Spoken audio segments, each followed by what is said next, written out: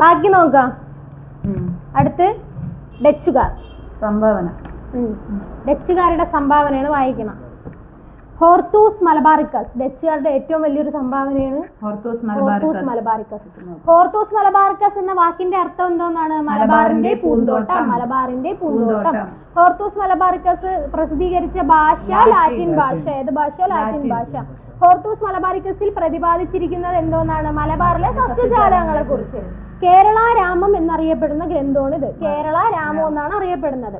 Hortus Malabaricus പ്രസിദ്ധീകരിച്ച കാലഘട്ടം ചോദിച്ചാൽ 1678 1703 ആ ഒരു കാലഘട്ടത്തിലാണ് ഹോർത്തൂസ് മലബാറിക്കസ് പ്രസിദ്ധീകരിച്ചത്. 1678 1703.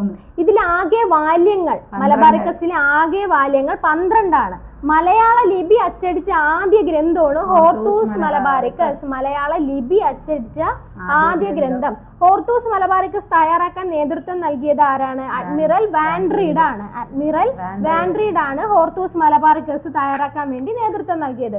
മലയാള ലിപി അച്ചടിക്കാൻ വാൻഡ്രീഡിനെ സഹായിച്ചത് ആരായിരിക്കും? ഇമ്മാനുവൽ റോയ് ആണ്. മലയാള ലിപി അച്ചടിക്കാൻ വേണ്ടിയിട്ട് വാൻഡ്രീഡിനെ സഹായിച്ചത് ഇമ്മാനുവൽ റോയ്.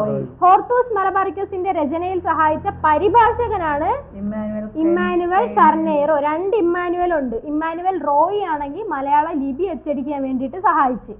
ഇമ്മാനുവൽ കർനെയ്റോ ആണെങ്കിൽ ഹോർത്തൂസ് മലബാറിക്കസിന്റെ രചനയിൽ സഹായിച്ച പരിഭാഷകനാണ് ഇമ്മാനുവൽ കർനെയ്റോ. ഹോർത്തൂസ് മലബാറിക്കസിന്റെ രചനയുമായി ബന്ധപ്പെട്ട കാർമലേറ്റ് സന്യാസിയാണ് മാത്യൂസ്. കാർമലേറ്റ് സന്യാസിയാണ് മാത്യൂസ്. ഹോർത്തൂസ് മലബാറിക്കസിന്റെ ചിത്രങ്ങൾ വരച്ചത് ആരാണ്? ഈ കാർമലേറ്റ് സന്യാസിയായ മാത്യൂസ് ആണ്. ഹോർത്തൂസ് മലബാറിക്കസിന്റെ രചനയുമായി സഹകരിച്ച ഈഴവ വൈദ്യനാണ് ഇട്ടി അച്യുതൻ. ഈഴവ വൈദ്യൻ ചോദിച്ച ഇട്ടി അച്യുതൻ. ഇട്ടി അച്യുതൻ ജനിച്ചതായി കരുതപ്പെടുന്ന സ്ഥലമാണ് കടക്കരപ്പള്ളി, ആലപ്പുഴ. കടക്കരപ്പള്ളിയിൽ ജനിച്ചെന്നാണ് കരുതപ്പെടുന്നത്. ഇട്ടി അച്യുതൻ സ്മാരകം അപ്പൊ എവിടെയായിരിക്കും? കടക്കരപ്പള്ളിയിൽ കൊല്ലാട്ടുപറമ്പാണ്. കൊല്ലാട്ടുപറമ്പ്, ചേർത്തല. ഹോർത്തൂസ് മലബാറിക്കസ് പ്രസിദ്ധീകരിച്ച സ്ഥലം ചോദിച്ച ആംസ്റ്റർഡാമിലാണ് ഇത് പ്രസിദ്ധീകരിച്ചത്. എവിടെ? Amsterdam, Netherland. ഇതിലെ ആദ്യം പ്രതിപാദിക്കുന്ന സസ്യം തെങ്ങ്, അവസാനം പ്രതിപാദിക്കുന്നത് ആല്. ഹോർത്തൂസ് മലബാറിക്കസിന്റെ രചനയുമായി സഹകരിച്ച ബ്രാഹ്മണരാണ് അപ്പുഭട്ട്, രംഗഭട്ട്, വിനായകഭട്ട്. ബ്രാഹ്മണരാണ് അപ്പുഭട്ട്, രംഗഭട്ട്, വിനായകഭട്ട്. ഹോർത്തൂസ് മലബാറിക്കസിന്റെ മലയാളം പതിപ്പ് പ്രസിദ്ധീകരിക്കാൻ നേതൃത്വം സഹായിച്ചതാരാണ്? കേരള സർവകലാശാലയാണ് നേതൃത്വം നൽകിയത്. മണിലാലുണ്ട്, സർവകലാശാലയാണ്. ഇത് മലയാളത്തിലേക്ക് തർജ്ജിമ ചെയ്തതാണ് മണിലാല്. മലയാളത്തിലേക്ക് തർജ്ജിമ ചെയ്തത് മണിലാല്. മണിലാലിന് പത്മശ്രീ ലഭിച്ചത് 2020 മണിലാലിന് പത്മശ്രീ ലഭിച്ചത്. അപ്പൊ നോക്കിയോ, ഇത് ഏത് ഭാഷയിലാണ്? ലാറ്റിൻ ആണ്. ഇതിന്റെ അർത്ഥം എന്താണ്? മലബാറിന്റെ പൂന്തോട്ടാണ്. ഇതിന് എന്ത് ഗ്രന്ഥം എന്നറിയപ്പെടുന്നു? കേരള രാമം എന്നറിയപ്പെടുന്ന ഗ്രന്ഥമാണ് ഇത്. ഇതിൽ എത്ര വാല്യങ്ങളുണ്ട്? 12. മലയാള ലിപി അച്ചടിച്ച ആദ്യത്തെ ഗ്രന്ഥമാണ്. ഇത് തയ്യാറാക്കാൻ നേതൃത്വം നൽകിയത് ആരാണ്? അഡ്മിറൽ വാൻഡ്രീഡ് ആണ്. മലയാള ലിപി അച്ചടിക്കാൻ സഹായിച്ചത് ആര്? Emmanuel Emmanuel Roy. പരിഭാഷകനാണെങ്കിൽ ഇമ്മാനുവൽ കർനെയ്റോ. കാർമലേറ്റ് സന്യാസി ഇതുമായി ബന്ധപ്പെട്ട മാത്യൂസ് ആണ്. അയാളാണ് എന്ത് ചെയ്തത്? അതിലെ പടമൊക്കെ വരച്ചത്. ഈഴവ വൈദ്യൻ ചോദിച്ച ഇട്ടി അച്യുതൻ. ഇതുമായി സഹകരിച്ച ഈഴവ വൈദ്യനാണ് ഇട്ടി അച്യുതൻ. ആദ്യം ഏതിനെയാണ് പ്രതിപാദിക്കുന്നത്? ഏത് സസ്യം? തെങ്ങ്. അവസാനം ആല്. ഇത് ഈ രചനയുമായി സഹകരിച്ച ബ്രാഹ്മണരാണ് അപ്പുഭട്ട്, രംഗഭട്ട്, വിനായകഭട്ട്. മലയാളം പതിപ്പ് പ്രസിദ്ധീകരിക്കാൻ നേതൃത്വം നൽകിയതാരാണ്? കേരള സർവകലാശാലയാണ്. ഇത് മലയാളത്തിലേക്ക് തർജ്ജിമ ചെയ്തത് ആരാണ്? Doctor KS മണിലാലാണ്. മണിലാലിന് 2020 പത്മശ്രീ ലഭിച്ചു. കേരളത്തിലെ കാർഷിക സമ്പദ്ഘടന മെച്ചപ്പെടുത്തുന്നത് ഉദ്ദേശിച്ചുകൊണ്ട് പുതിയ തരം ഉൽപ്പന്നങ്ങളും ശാസ്ത്രീയമായ കൃഷിരീതികളും ഡച്ചുകാർ എന്ത് ചെയ്തു? ഇവിടെ നടപ്പിലാക്കി. കേരളത്തിൽ തെങ്ങ് കൃഷിയും നെൽകൃഷിയും പ്രോത്സാഹിപ്പിച്ചത് ആരാണ്? ഡച്ചുകാരാണ്. കേരളത്തിൽ തെങ്ങ് കൃഷിയും നെൽകൃഷിയും പ്രോത്സാഹിപ്പിച്ചത് ഡച്ചുകാരാണ്. വൈപ്പിലും വെണ്ടുരുത്തിയിലും തെങ്ങ് കൃഷിയിൽ പരീക്ഷണം നടത്തി.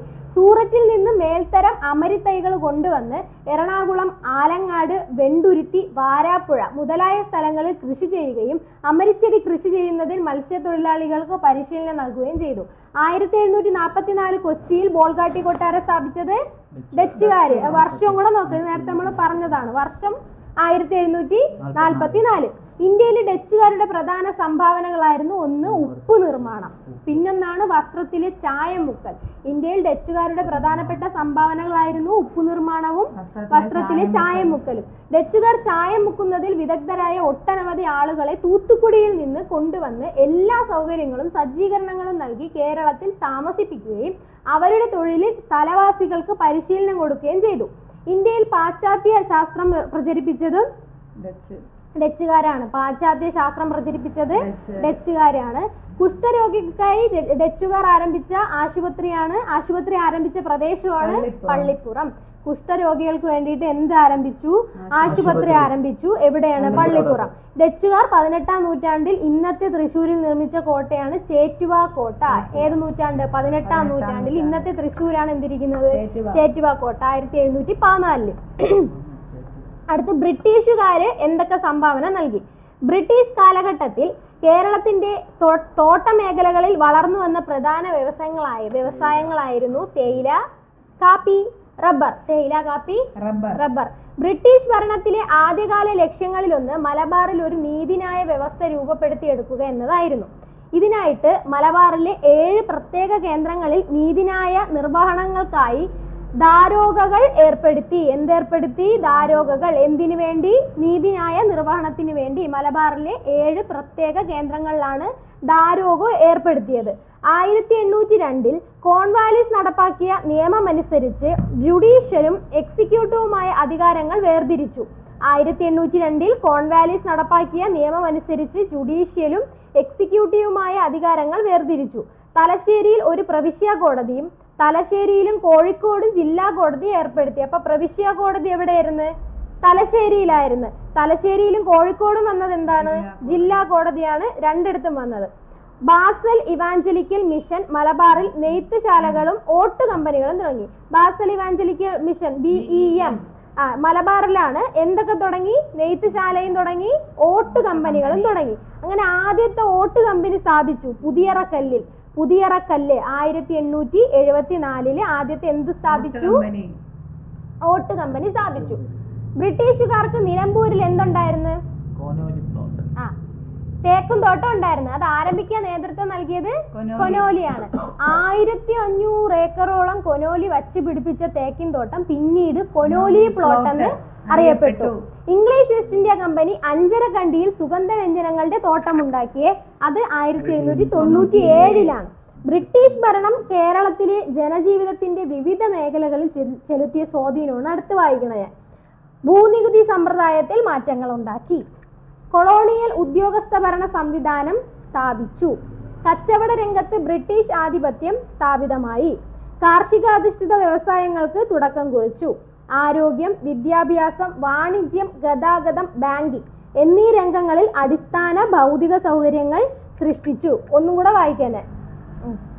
ഭൂനികുതി സമ്പ്രദായത്തിൽ മാറ്റങ്ങൾ ഉണ്ടാക്കി. കൊളോണിയൽ ഉദ്യോഗസ്ഥ ഭരണ സംവിധാനം സ്ഥാപിച്ചു. കച്ചവട രംഗത്ത് ബ്രിട്ടീഷ് ആധിപത്യം സ്ഥാപിതമായി. കാർഷിക അധിഷ്ഠിത വ്യവസായങ്ങൾക്ക് തുടക്കം കുറിച്ചു. ആരോഗ്യം, വിദ്യാഭ്യാസം, വാണിജ്യം, ഗതാഗതം, ബാങ്കിംഗ് എന്നീ രംഗങ്ങളിൽ അടിസ്ഥാന ഭൗതിക സൗകര്യങ്ങൾ സൃഷ്ടിച്ചു. ആര്? ബ്രിട്ടീഷുകാര്. കേരളത്തിൽ ബ്രിട്ടീഷുകാർ പണിത ആദ്യത്തെ പണ്ടകശാല എവിടെയാണ്? വിഴിഞ്ഞത്താണ്. ആദ്യത്തെ കോട്ട എവിടെയാണ്? അഞ്ചുതെങ്ങിലാണ്. ഇന്ത്യയിൽ ബ്രിട്ടീഷുകാർ ആദ്യമേ സ്ഥാപിച്ച കോട്ടയാണെങ്കിൽ സെന്റ് ജോർജ് കോട്ട മദ്രാസിലാണ്. കേരളത്തിൽ ആദ്യത്തെ റെയിൽപാത നിർമ്മിച്ചത് ആരാണ്? ബ്രിട്ടീഷുകാരാണ്. എന്നാണ് 1861. ഏത് മുതൽ ഏതുവരെ? ബേപ്പൂർ തിരൂറാണ്. ഇനി ഈ യൂറോപ്യന്മാരുടെ കടന്നുവരവ് കേരളത്തിന്റെ വൈജ്ഞാനിക രംഗത്തുണ്ടാക്കിയ മാറ്റങ്ങളാണ് അടുത്തത്.